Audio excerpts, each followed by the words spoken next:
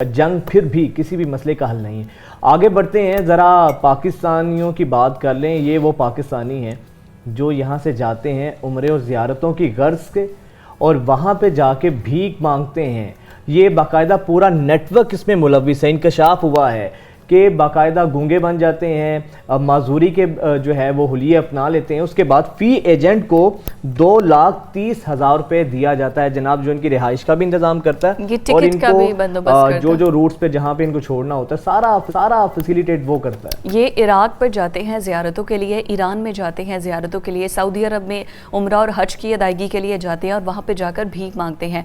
जो पिछले 2 हफ्तों के दौरान ये क्रैकडाउन किया गया है, 37 लोगों को गिरफ्तार किया गया है, में से जो बीबी नसरीन है वो 9 बार जा चुकी हैं, अब 16 मरतबा जा चुकी हैं, और जो एक और पकड़ी गई हैं परवीन साहिबा, वो 9 मरतबा सऊदी अरब जा चुकी हैं। और वहाँ पर जाकर करते क्या है, ये भीख मांगते हैं और रोज़ाना की बुनियाद पर एजेंट्स के साथ इनकी 50% कमीशन जो तय होती है वो दी जाती है। अच्छा, मैं आपको बिल्कुल मेरी अपनी फैमिली का, जब मेरे फादर उम्रा की अदायगी के लिए गए थे तो 2 मियाँ बीवी यही कहकर कि हम जो है हमारा सामान खो गया है, कोई चोरी करके ले गया है, उसी में पासपोर्ट थे, उसी में पैसे थे और हमें पता नहीं है।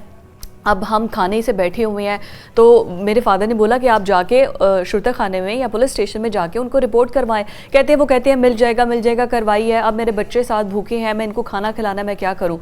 बाबा ने पैसे दे दिए। अच्छा। कहते हैं नेक्स्ट डे मैंने फिर देखा वो किसी और को पकड़ के और खड़े थे और अपनी स्टोरी सुना रहे थे और फिर मुझे पता चला ये भीख मांगने वाले हैं। कितनी शर्म की बात है कि लोग वहाँ पर उम्रे की गर्ज से जाते हैं, बैतुल्लाह की ज़ियारत करने जाते हैं और यहाँ पे हमारे लोग भीख मांगने जाते हैं और फिर बाकी जो पाकिस्तानी हैं पूरे पाकिस्तान का नाम बदनाम करते हैं। वैसे अच्छी चीज़ है, इस नेटवर्क को अब बाकायदा पकड़ा गया है और इंकशाफ हुआ है।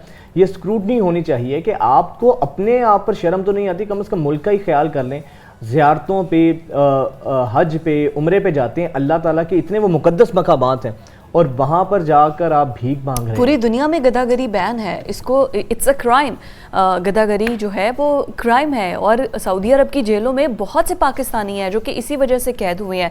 अच्छा, वहाँ का लॉ ये है कि सबसे पहले तो अगर किसी एक शख्स का वाकई तौर पे अगर कोई सामान गुम जाता है ना, तो वो सऊदी अरब के जो पुलिस स्टेशन है वहाँ पर जो बनाए गए हैं, जो कि फैसिलिटेट करते हैं, अगर काउंटर्स हैं, वहाँ पर जाके वो पूरा डेटा आपका एंटर करते हैं। पूरा डेटा एंटर करने के बाद वो आपको खुद होटल में स्टे करवाते हैं। अगर कुछ ऐसा हुआ हो तो आपको खाने पीने का वो इंतज़ाम मुहैया करते हैं और उसके बाद उनके प्रोफाइल में वो डेटा आपका अपलोड हो जाता है।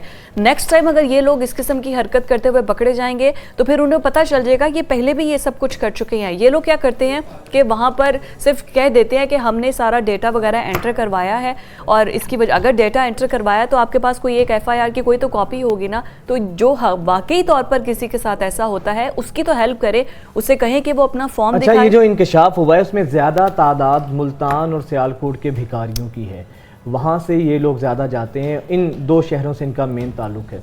आप पाकिस्तान का क्या चेहरा दुनिया को दिखा रहे हैं और रोज़ाना इनकी जो कमाई है 20 से 30 हज़ार पाकिस्तानी रुपए में होती है।